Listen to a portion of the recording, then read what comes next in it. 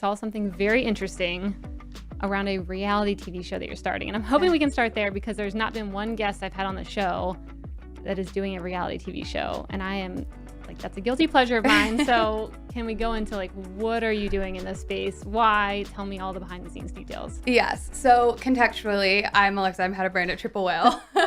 For anyone who wants to know. Okay.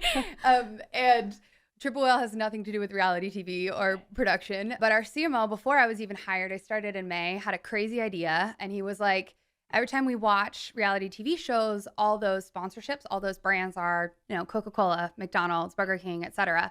He's like, we have, a client profile of thousands of brands now.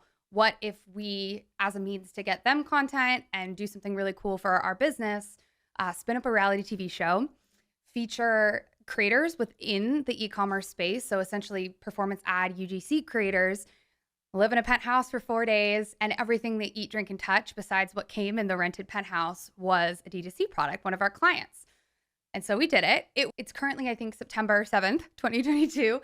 And we are doing a pre-launch watch party this Friday with the first episode dropping next week.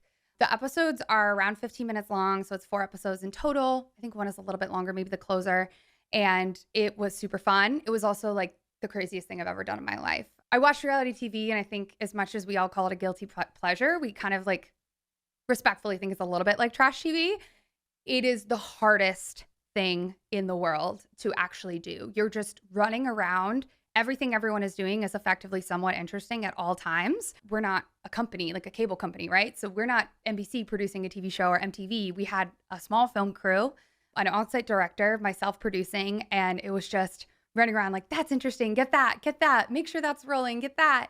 But yeah, it was the craziest 4 days of my life. There are actually behind the scenes shots of me passed out in a corner somewhere because at some point I just ran out of energy and had to emergency nap. But it came out really amazing. And we had 50 brands that participated. We had 2 sponsors that helped us pull it together. It was the wildest ride ever. Okay, what were since it'll already be out when this episode goes out, what were some of the brands? And then who were some of the founders or creators that were there? The brands are all D2C brands, all of our clients. So Kilroy, which is men's skincare. We had them on the show. Yeah. Oh, amazing. Let's see if we've had them all on. Jambies. Yep, had them on the show. Amazing. We had a really awesome company called Eastern Standard Provisions, which makes pretzels. They're gourmet pretzels that you heat up. We had Olipop. Had them on. Flying Embers Hard Kombucha. A brand called Hoplark that makes sparkling water with hops that is essentially an alcohol alternative. We had tons of alcohol brands. So Wink, which is a wine company, gave us one of their brands, Summer Water Rosé. We worked with their rosé all weekend.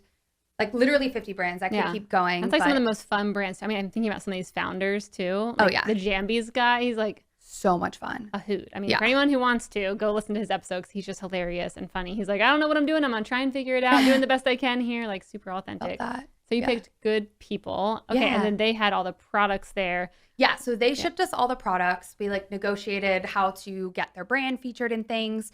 For sending us product for free, they got inclusion in the whole project in addition to UGC content from the 6 creators that were essentially the reality stars. And so they're all high performing performance ad creators. So one of which is Dara Denny. She's a big YouTuber. Kristen Jones, who is director of marketing at Suit Shop, which is a big e-com brand. Sonia Robinson, she's a big fitness and health Instagram content creator. And then we had 3 guys, 2 of which are kind of rookies in this space, Ryan and Reed. Ryan is kind of a catch-all, makes content for anyone. Reed most recently worked with Outweigh Socks as their full-time TikTok guy. And then Liam Cass, who's actually based in the UK. He works with an agency that does performance creative and has tons of experience. He's such a delight. He's this just absolute, you just want to squeeze him. He's so much fun. But we just had such a blast and they made such amazing content for these brands. So were there any crunchy moments when filming this or you were ugh, we can't even put that in? I mean, I think about the stuff that really happens on reality TV show and I'm was 4 days enough to really get juicy things? Or we definitely got some juicy fun stuff. We had a bunch of alcohol brands sponsor. We took them to a club. You were on a yacht, right? We were on a yacht. Yeah. So they were drinking. So there's that. Yeah, it was bougie vibes. Okay. But I would say I gave them a hardcore brand mama talk when they arrived. These are the absolute no's. Keep your clothes on, all that kind of stuff. So boring. And we didn't have any major issues, but I would say probably like we had some funny things happen. Like, for example, when they went out to the bars, one of the guys, Liam, this bachelorette gave him her like white cowboy bachelorette hat. So it just makes many cameos throughout the whole thing. So funny. It's like, why is he wearing that white sparkly cowboy hat? It's like, kind of stole it from someone at the bar, but yeah, so we had a lot of great moments from it. And we also did the kind of like confessionals bit so that they went and got to talk about their experience with the other creators, their experience at the house. So there are these really cool snippets of them just kind of like chopping it up with the camera intertwined, which is awesome.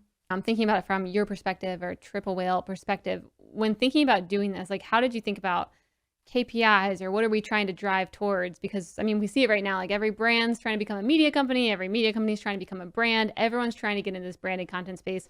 Most don't know how to do it well, I would say. When I'm watching it, I'm like, oh, that's too branded, or that has no goals. I don't know if that'll even work. So like, how did you guys go about thinking we're not only going to make epic fun content and involve all these customers or people we want to like deepen relationships with, and we have a couple goals, if you did, around this content? Like, what did that look like? Thinking about like our general marketing strategy, our 3 pillars are content, community, and education. And this one kind of hit all 3 of them for us. So obviously we are producing content not only for our brand, but we also generated content for our clients, which is amazing for them. And, you know, the cost of production, like even doing something like this podcast, right? You know, it's a heavy lift. And so getting them really well produced content, getting them content they probably would have paid creators for, that was a win for them, and just deepens our, you know, our relationship with our clients that we're willing to do things like that to support them. Community, same thing, really lifting up our community. You know, we chose some big name heavy hitter brands, and then we chose some brands that are probably lesser known, really emerging in this space, leverage our network in a way to give them some voice. And then education kind of comes in this fun part where the whole purpose of this show is really to give the behind the scenes of what happens in this content production world, where you're paying some UGC creator on the internet $500 to make clips for you. And I think there's often a disconnect between the people who sign those contracts and the people who create the content and knowing what actually goes into the process. And so filming that whole thing, like watching people with tripods try and get crispy, beautiful shots on a yacht while it's moving, I think gives a lot of insight into all the world that goes behind the creation of this performance ad creative, which I think is really valuable for the industry to have.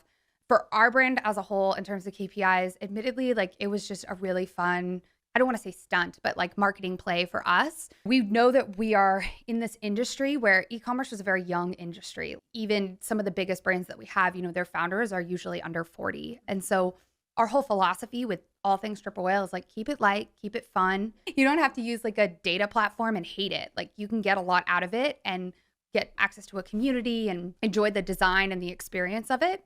Creating something like this that's kind of wonky and fun is totally part of that. And then, you know, of course, there are going to be some actual KPIs like email capture and things like that as it relates. But we really value our clients and we want to lift up this community. Our whole philosophy behind Triple Whale is helping e-commerce owners and entrepreneurs grow and scale.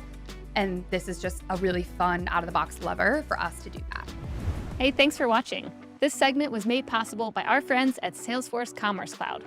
If you're looking for the #1 platform for all your commerce needs, go check out salesforce.com/commerce. And don't forget to subscribe below and tap that little bell icon so you can stay on top of all the amazing new segments and full episodes that we'll be putting out over the coming year with some of the best and most influential commerce leaders out there.